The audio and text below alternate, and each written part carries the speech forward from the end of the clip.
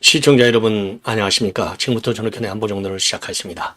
이 앞방송에서 좀 소리에 좀 이상이 있어가지고 소리를 중단하고 방송을 중단하고요. 제가 이번 시간에 실시간 스트리밍 통해서 바로 여러분께 분석을 좀 해드리도록 하겠습니다. 여러분들 말이죠. 이제 선거가 6월 3일이니까요. 지금 이제 얼마 남지 않았습니다. 불과 뭐 이제 한 20일도 채 안 남게 됐는데 정확하게는요. 그러니까 18일 남았네요. 18일. 예. 18일 남았는데 사실상 뭐 이제 20일부터 제외 국민들 투표가 들어가고 그리고 이제 29, 30인가요? 사전 투표 들어가고 그러면요. 사실상 이제 선거가 뭐 얼마 안 남았어요. 직접 이제 표를 이제 행사해야 되는데 자 그러다 보니까 여러분들 너나 할 것 없이 지금 여론이 어떻게 달라지고 있는지 이게 이제 굉장히 큰 관심사항 중에 하나가 되는 거 아니겠습니까? 자, 그래서 여론의 이제 여론 지형의 변화, 우리가 이제 민감하게 반응할 수밖에 없는데, 자, 그래서 저도 말이죠, 여론조사 내용들을 여러분께 이제 쭉 자세히 설명을 드리겠는데, 이번 주 들어서부터 여론 지형에 상당한 이 변화가 나오고 있습니다. 자, 얼마 전에 제가 이 아시아투데이 TV에 나가가지고요, 아시아투데이는 이제 이 코프라, 이 사회평판 여론연구소, 여기를 통해서 조사를 하는데 그 조사를 보면요. 처음으로 지금 이 김문수 후보가 무려 한 주 만에 19%나 급등을 했어요. 폭등이죠, 폭등. 19%를 폭등해가지고 불과 이제 9% 차이로 맹추격하고 있다. 이런 이제 보도가 나온 바 있는데 오늘요. 이 데일리안은 이제 이 온라인 매체죠. 이 데일리안에서 여론조사 공정에 의뢰해서 조사를 해봤더니 이번 조사 기간은 13일하고 14일입니다. 13일하고 14일. 여론조사를 해봤더니 이제 지금 이제 코프라 아시아투데이에서 9%짜리가요. 이제는 7%로 줄어들었습니다. 그러니까 이제 뭐 그야말로 맹추격을 하고 있는 상황이 되는 겁니다. 이 얘기는 이제 결국 무슨 얘기냐? 이재명의 실체가 뭔지 이재명이가 대통령이 됐을 때 그려지는 대한민국하고 그리고 김문수 후보가 대통령이 되었을 때 그려지는 대한민국하고의 질적인 차이를 우리 국민들이 느끼기 시작한 것이 아니냐. 이렇게 판단이 되는 대목이에요. 자, 그러다 보니까요. 이재명이가 어떻게 행정을 해왔고 그리고 이 김문수가 어떻게 행정을 해왔는지 직접적으로 똑같은 자리에서 이 비교 평가가 가능한 자리가 바로 어디냐? 경기도지사 자리입니다. 왜냐하면은요, 둘 다, 지금 이제 김문수 후보도 경기도지사를 해봤고, 그리고 이재명이도 경기도지사를 했어요. 그러니까 경기도민들은 직접, 이재명이가 누구고, 김문수가 누군지를 실체적으로 경험해서 비교 분석이 가능한 유권자가 바로 경기도 유권자가 아니냐. 자, 그런데 말이죠. 이 좀 여론조사 공정에서 조사한 내용을 보면은요. 경기도에 지금 여론조사에 응하신 분들, 자, 경기도에서 완전히 아주 한 12%나 차이가 많이 나요. 두 자리 숫자로 김문수 후보를 지지하고 있어요. 자, 지금까지는요, 대부분의 여론조사를 보면은 이재명이가 안방이다. 자, 그래서 이재명에 대한 지지율은 비교적 상당히, 그러니까 수도권도 수도권이지만은 이재명이 안방이었기 때문에 경기도에서는 이재명의 여론조사 지표가 비교적 잘 나왔잖아요. 그런데 이번 여론조사 공정 지표 숫자를 보면은요, 김문수가 두 자리 숫자로 압도하고 있어요. 이거는 그런 게 시험을 봤다는 거 아니에요. 시험. 여러분들 뭐 나 실력이 좋아, 나 실력 없어, 공부했어, 안 했어 이런 얘기 하더라도 직접 테스트를 딱 해보면 그 사람의 능력이 나타나는 거 아니겠습니까? 그러니까 이번 경기지사와 관련해서는요. 경기도지사 이 내용과 관련해서 경기도지사 이 여론조사와 관련해서는 경기도민의 평가가 가장 이 유력한 평가가 아니냐. 이렇게 보여지는데 왜냐하면 채용을 했으니까 그러면 미래 지도자도 과거에서 현재에서 미래가 가는 거 아니에요. 과거가 없는 미래는 없어요. 자, 그렇기 때문에 경기도 주민들이 평가하고 있는 요 내용이 굉장히 중요하다.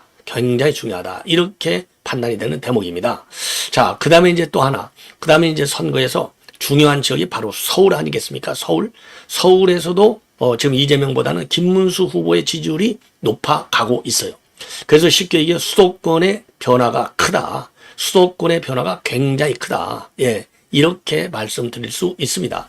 자, 그래서 수도권이요. 수도권이 이제 전국으로, 뭐 이게 이런 걸 나비효과라고 하나요? 전국으로 넓어지는 거. 이거는 시간 문제가 아니겠느냐. 자, 그래서 지금 이제 이 김문수 후보로 확정된 지 지금 뭐 일주일도 안 됐어요. 자, 이렇게 여론이 뒤집어지는 것은 앞으로 한 3주가 조금 덜 남았잖아요. 예. 3주가 조금 덜 남았는데 한 20여일 이렇게 남았는데 이 시간 안에 벌써 이제 후보로 확정된 지 일주일 정도밖에 안 됐는데도 이렇게 여론에서 뭐 한 군데에서는 19% 급등, 그리고 9% 차이, 그리고 이번에는 7% 차이 맹추격하고 있는 상황이거든요. 이걸 보면요, 어마어마한 여론 지역의 대변화를 우리가 느낄 수 있는 것 아니냐. 이게 이제 큰 틀에서의 변화이고요. 그 다음에는 이제 또 하나 변화는 호남 지역에서의 이재명의 지지율이 64% 정도밖에 되지 않아요. 그러면 여러분들 뭐 우리가 DJ도 경험해봤고 노무현이도 경험해봤고 그 다음에 문재인이도 경험해봤어요. 그러면 역대 전례적으로 본다면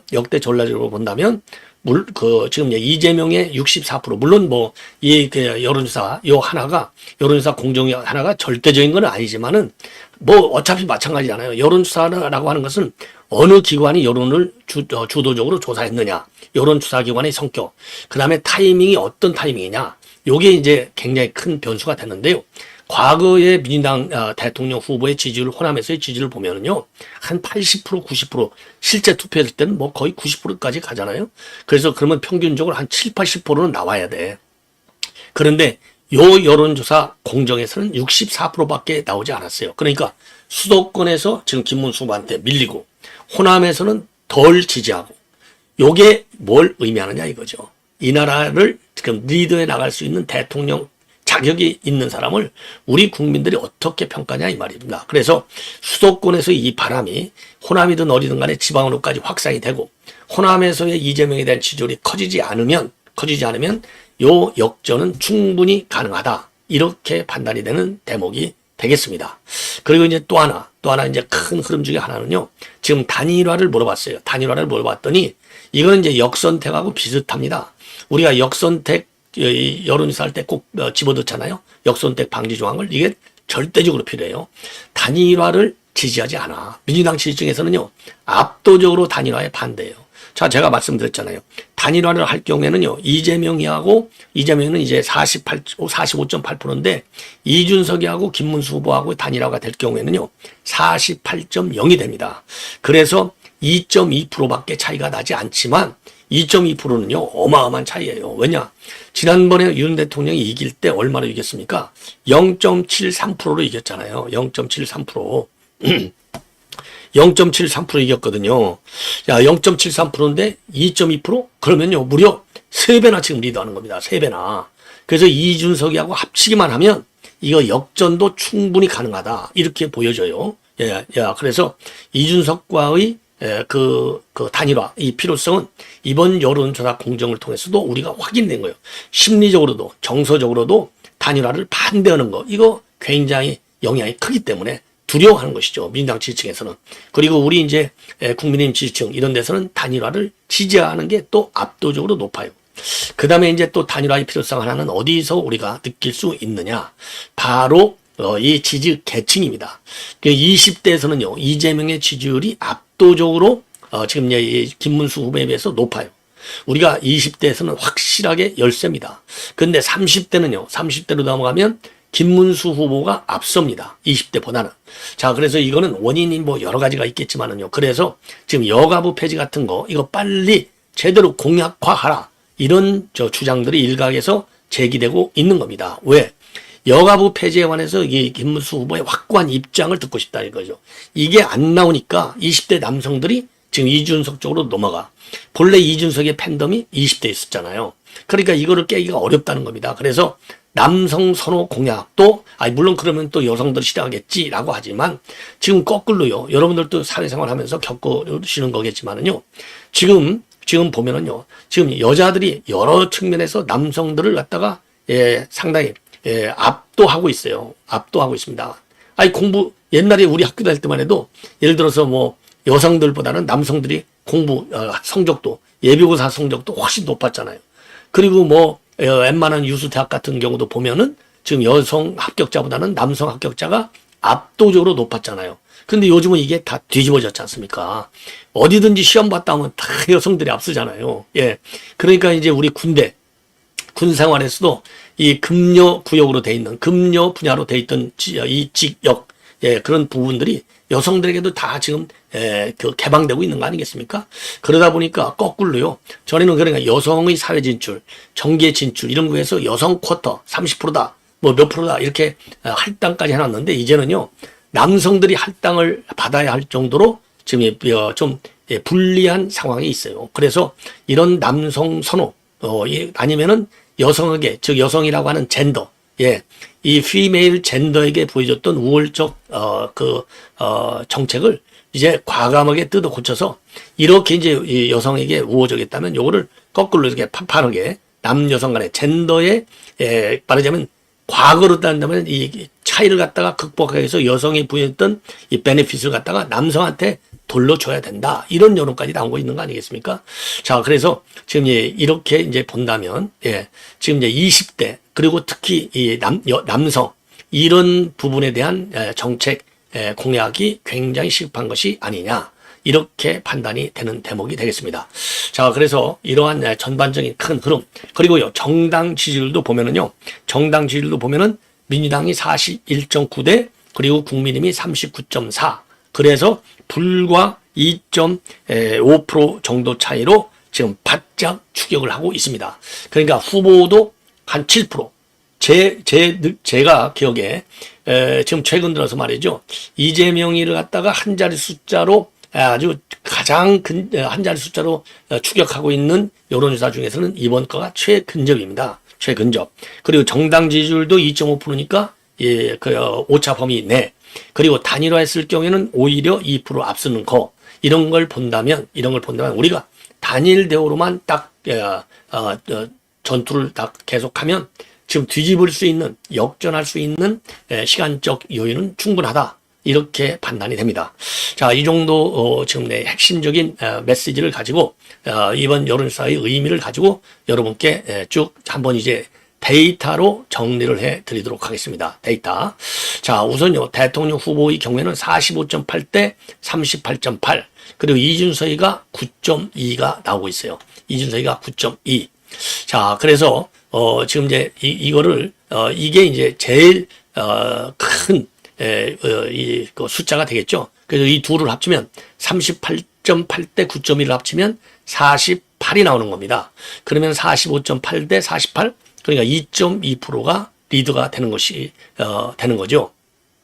그 다음에 이제 지역별로, 예. 자, 지역별로 보면은요, 수도권에서 지금 우리 김문수 후보가 말이죠. 예, 전체적으로 본다면 서울에서는 41대 이재명이가 37.2, 그리고 이준석이가 13.4인데 인천 경기에서는 이재명이가 49.0, 그리고 지금 김문수가 37, 그리고 지금 이준석이가 10.2. 그래서 수도권에서는 지금 이준석이가 상당히 두각을 나타내고 있어요. 이준석이가 두 자리 숫자로 리드하는 지역이 유일하게 지금 서울과 경기 지역에서 리드를 하는 겁니다. 예, 그리고 아까 제가 여기 지금 이 경기 지역에서 지금 김문수 후보가 앞선다고 그랬는데 제가 좀 착각을 한 것 같습니다. 자, 이재명이가 12% 앞서고 있습니다. 12% 앞서고 있어요. 제가 좀 착각을 했어요. 예, 죄송하다는 말씀을 드리고, 예. 자, 그리고요, 예. 그리고 그 다음에 전라도죠. 예, 호남 지역에서는 64.4대 김문수가 19.9, 그리고 이준석이가 9.0. 자, 그래서 전라도에서 64.4%, 이거요, 전라도에서는 뭐 미니멈 70%는 넘어가야죠. 한 80% 정도는 육박해야 되기 때문에 호남에서의 이재명의 지지율은 상당히 낮다. 예. 그런데 이제 TK 지역에서 보면요, TK에서는 김문수가 62.8, 그리고 이재명이가 34.2거든요. 그 이재명의 지지율이 굉장히 높아요. 그래서 TK 지역 보수층들이 이 김문수 지지, 이런 확산을 더 시켜야 할 숙제를 안고 있는 것 같고, 예. 그리고 이제 호남 쪽에 있는 우리 우파들은 조금 더 열심히 해서 이재명의 지지율을 여기에 딱 묶어놓는, 그런 노력을 더 많이 해야 될 것이 아니냐. 그리고 이제 부산, 울산, 경남, 여기에서 우리 보수 우파의 노력이 더 세야 되겠다. 여기서 우리가 민주당한테 뒤지고 있어요. 43.6 대 42.9. 그래서 말이죠. 지난번에 부산시 교육감 선거에서도 우리 우파가 이제 둘이 나와서도 졌지만 진보당한테 넘어졌잖아요. 진보당한테 넘겼지 않습니까? 교육감 선거. 이게 반성해야 된다. 그리고 강원, 제주는 본래 이게 호남표가 많아요. 자, 야당표가. 그래서 43.5 대 39.7 이렇게 나와 있습니다. 자, 그래서 이제 지역별로도 이제 나왔고요. 그 다음에 이제 그러면 연령별로는 어떻게 되느냐? 연령별로 보면은요, 20대에서 하는 지금 우리가 이준석한테도 밀립니다. 29.2 대 26.5. 그리고 이재명이가 압도적이에요. 36.9. 그래서 20대에 대한 공약 방안을 더 세게 강구해야 될 것이 아니냐. 그리고 30대는 지금 이제 20대, 30대, 40대, 50대까지는 이재명 민주당 지지층이 강해요. 자, 그래서 30대도 45.1 대 35.5. 그리고 이준석이가 12.7. 예. 그리고 이제 40대는 40대, 50대 콘크리트죠. 이재명의 61.0 대 31.8. 50대는 54.5 대 33.4. 예. 자, 그리고 이제 60대는 생각보다 이 김문수 지지율이 좀 약해요. 47.4 대 42.0.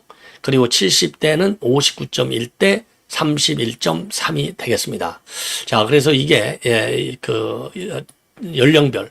자, 그리고요, 지금 단일화 문제에 대해서 제가 말씀을 드린 대로, 우리 일반 국민들의 경우는 찬성이 57.3, 반대가 이제, 반대가 36.3이다. 단일화를 많이 지지를 하고 있어요.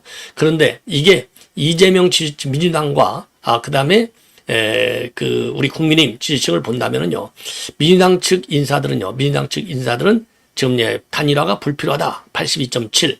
국민의힘 지지층에서는 단일화가 필요하다가 67.4가 되고요. 그리고 국민의힘 지지층 안에서도 단일화에 반대하는 비율이요. 예. 27.3이 됩니다. 생각보다 국민의힘 안에서도요. 단일화에 반대하는 게 세요. 그 다음에 개혁신당 지지층을 봤더니요. 단일화 반대가 79.4입니다. 왜? 이준석이가 지금 아주 단단히 반대하고 있잖아요. 그러니까 그대로 간 것이고, 그리고 개혁신당에서 찬성은 16.9%밖에 되지 않습니다. 그래서 국민의힘하고 개혁신당하고 무당층까지 합치면 단일화를 찬성하는 게 57.3. 예. 그리고 이게 이제 말하자면 이제 보수층이라고 볼 수 있죠. 넓은 의미에. 반대가 36.4. 그래서 이 36.4가 마이너스 될 확률도 있는, 그러니까 이제 단일화 됐을 경우에 이제 부정적 영향이 예상이 되는 비율이 무려 36.4. 그래서 요 분들에 대한 별도의 설득 노력, 논리 개발도 굉장히 필요한 숙제다. 이렇게 보여집니다. 예. 자, 그리고요. 그러면 이제 윤석열 대통령의 탈당 여부에 관해서도 지금 논란이 많지 않습니까? 자, 그래서 탈당을 찬성하는 것이 57.0이고요. 탈당을 반대하는 게 28.3%입니다. 그러니까 쉽게 얘기해서 탈당의 반대 28.3%는 이게 이제 윤석열 대통령의 지지층이라고 볼 수 있는 매우 중요한 숫자가 된다. 그래서 탈당만이 능사는 아니다. 이게 이제 이 여론에서 나오는 거예요. 이 여론조사에서.